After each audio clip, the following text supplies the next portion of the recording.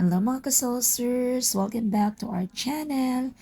At eto na nga, after 16 years, sobrang saya ko kasi nakuha na po namin ang aming papa sa Bicol at nakasama na po namin siya dito sa lugar kung saan po kami nakatira na ng aming buong pamilya. Si papa na lang po kasi ang naiiwan sa probinsyang aming kinalakhan. That's why minsan kapag ka may trabaho, napakahirap na makauwi pero dahil sa sobrang pagmamahal namin kay Papa, binibigyan namin ng pagkakataon at oras sa bawat taon tuwing undas ang makauwi maliban na lang kung may bagyo or sama ng panahon at may mga karamdaman. So, eto na, this is it. Pansit, after 16 years, sa tagal ng panahon na pinaplano naming maisama si Papa, ngayon lang po namin si Papa na isama at eto na nga after that, ito na yung pangalawang pagkakataon na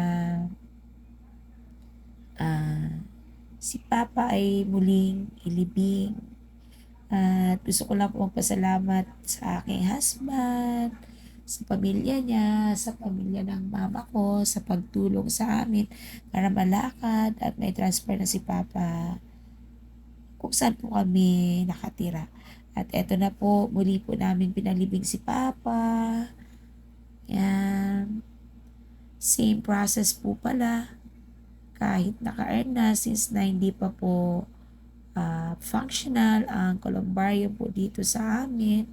So dito po sa nabili naming lupa, sa cemetery pinalibing si Papa. So ayan, di na po mahirap para sa amin ang puntan si Papa kahit araw-araw kasi napakalapit lang po nito dito sa amin.